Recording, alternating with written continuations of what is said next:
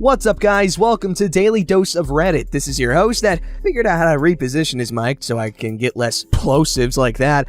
Zach, and today's subreddit is r/IDontWorkHereLady. I know, obvious solution, but I'm a dummy head. Alright, this story's called Spent 15 Minutes at the Receiving End of an Enraged Passenger of an Airline I Did Not Work For. So this happened a few years ago while I was still working at the airport. As a backstory, I didn't directly work for any airline. I worked for a ground handling company that managed the ground services for quite a few airlines at the airport where I worked. Only the main airline of our country has its own customer service staff, and they are easily recognized as they wear the same uniform as the staff in the cabin. The rest of us were often ambushed by passengers of airlines we knew nothing about, but we were used to it and kindly directed them to the right people. Or sometimes we were even able to answer them. For example, if they asked for the gate or where the check-in counters are. So anyway, it's the afternoon rush during summer holidays, and we are about halfway done with check-in for Airline X. The flight is full, and it's one of those airlines that flies everywhere. So the passengers are also from everywhere, with various amounts of luggage and several different types of travel documents. Check-in is usually slow and agonizing. Then all of a sudden, I am dealing with a lady that has apparently missed her flight. I sit at the counter at the far end, as I have also been assigned to go to the gate after check-in has calmed down a bit. I see this lady coming from the corner of my eye, but at first, I assume she is just coming to use the scale meant for passengers. I call the next family to my desk, keeping an eye on the clock and the estimated time of arrival of the aircraft. Just as I greet the family and take their passports, this lady stomps to my desk and says, "Excuse me?" I give her a quick smile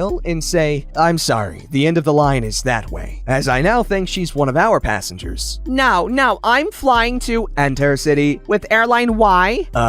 Okay. I need you to check me in. My flight is leaving in 30 minutes. Oh, I'm so sorry, but I don't work for that airline. All this while still trying to provide service to the family in front of me. Thankfully, they seem understanding. Well, call the people who do. Where is their staff? They can't just leave their desks empty. If your flight leaves in 30 minutes, that means the check-in is probably closed. They have a ticket desk downstairs. It might still be open. I knew the airline closes 45 minutes before departure. This wasn't the first time we had to tell Airline Y's passengers about this, but usually they accepted their fate after hearing we don't work for them. What? But I have to get on that flight. Call someone. Call someone right now. I am so sorry, ma'am, but my priority is this queue right here, and I don't work for the company that handles your airline. I honestly would not even know who to call. And also, I know it wouldn't help, so there is no way I will stop checking in my passengers by calling the supervisor of a different company about a late passenger.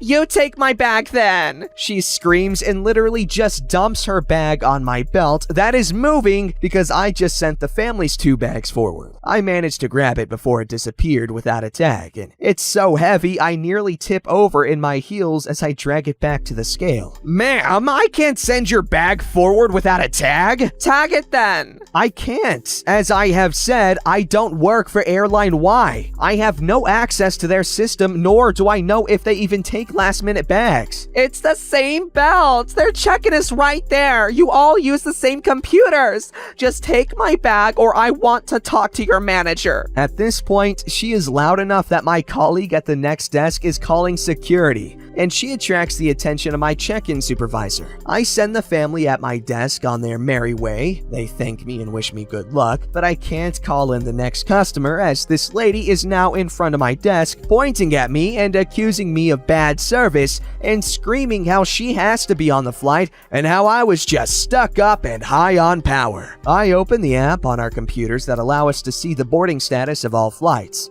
basically the same screen passengers see on the monitors but with timestamps, and quietly interrupt her screaming by saying, "They have had final call on the board for 10 minutes. I don't think you'd even make it. The line to the security is at least 15 minutes, and even if she managed to elbow her way through it, the gate is at the other end of the airport, and she'd have to clear passport control as well." "You know that, but you can't check me in?"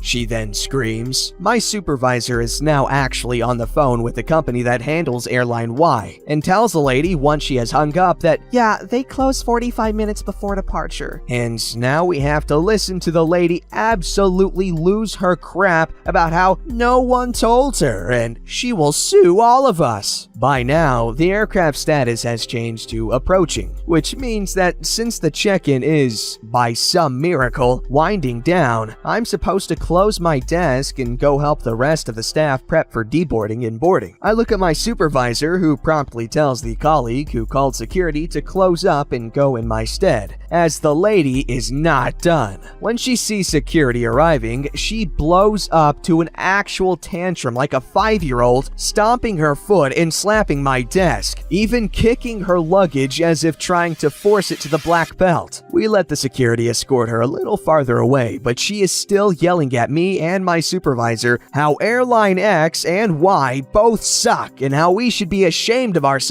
for not helping her, and how she works in tourism and knows how all of this works, and of course, she also knew the CEO of our company and we'd be fired within a week. I couldn't resist calling out, "Our manager doesn't work for Airline Y either," which caused my supervisor to go, "Hush!" But she was barely not laughing and I didn't receive any reprimands. I checked in a couple of more passengers before I hurried to the gate where deboarding has just finished. I also see Airline Y pushing back from its gate, right on schedule. Man, sucks for the lady, but that does not excuse that kind of behavior. I remember the last time I went on a plane, I was like super close to being late, but luckily, the flight was about to leave and I was stuck in like the back of the security line, and some employees, they like let me cut the security line because I was on a flight that was about to leave, and so that saved me from missing it. And then I played Breath of the Wild the entire flight home. God, that game is so good. This story's called Karen Flips Out That I Won't Get Her a Pair of Shoes. Hello, everybody.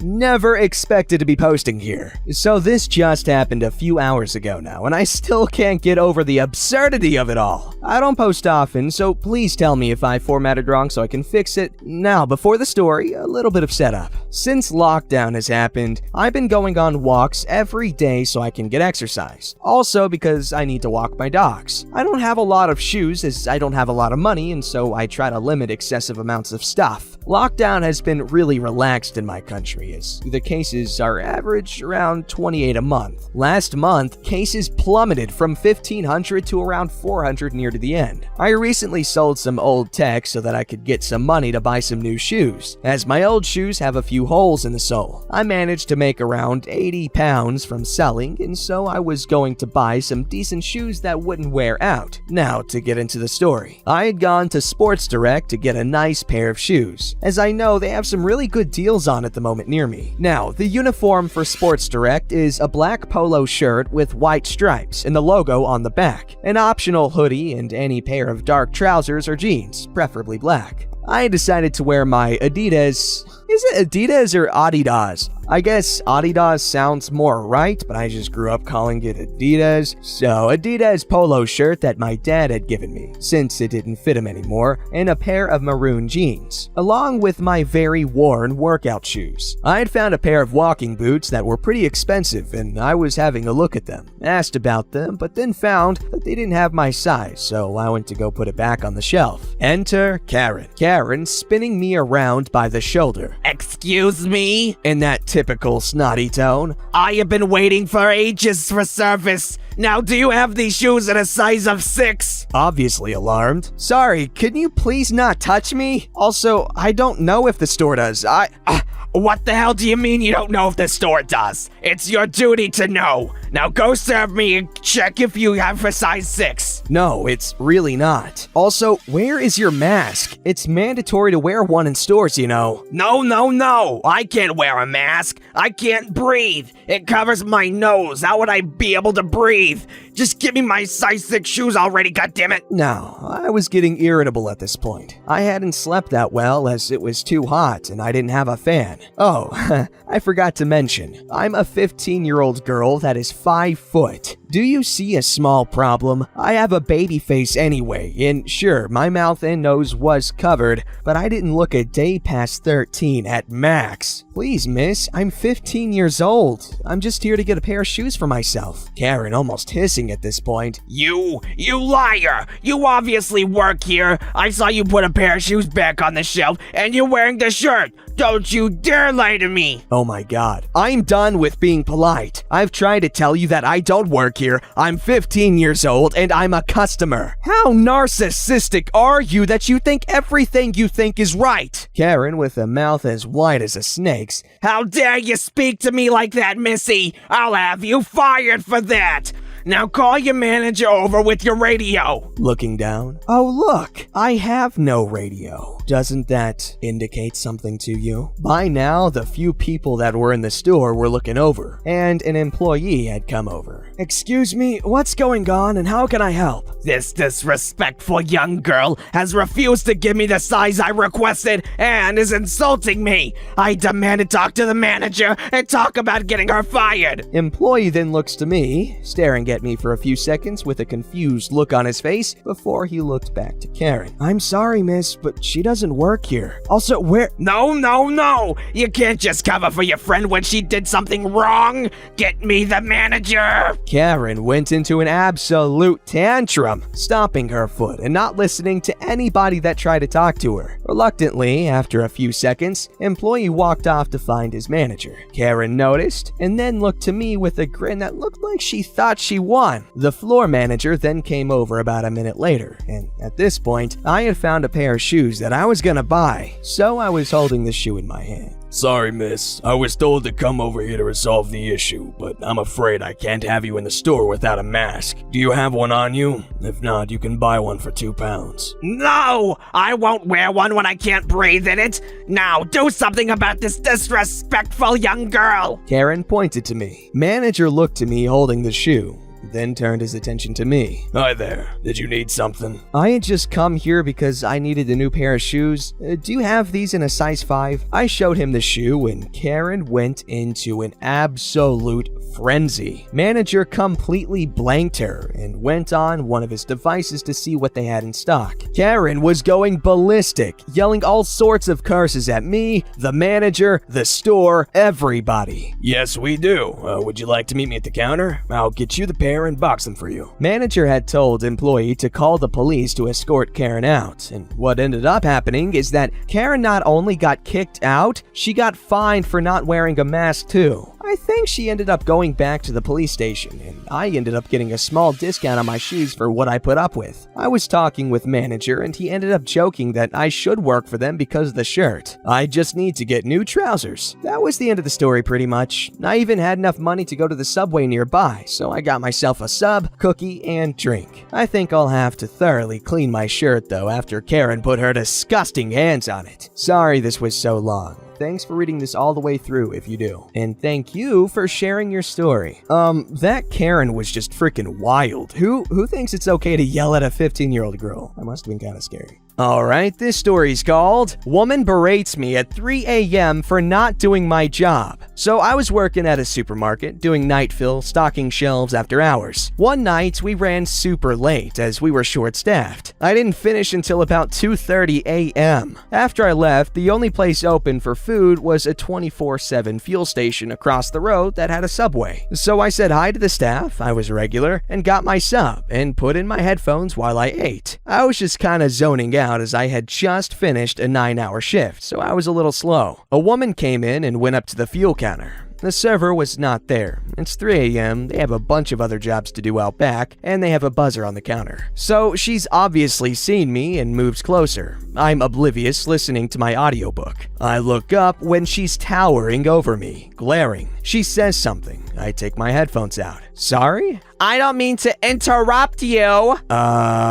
Okay? Now she's glaring full force. I need you to do your job. I don't care if you're on break. What? Still foggy. I need you to get off your ass and do your job. She screams. Finally, I get what's going on. I lean back and point to my shirt logo. I don't work here. I'm from the supermarket across the road. Don't give me that bull crap. I'm in a hurry. Now do your job. By now, the server has come back to check on the noise. Hey, OP, is everything okay? Ask her. she does an actual double take. She goes a bit red, but rallies herself and glares at me again. She pays for her stuff and then, in a loud as hell stage whisper, says, "What's he doing here at this time of night? Suspicious if you ask me." She then leaves. The server shakes his head and we laugh it off. But the best part is, a few weeks later, same scenario, same petrol place. I'm eating but more alert. She comes in, sees me eating, and goes red.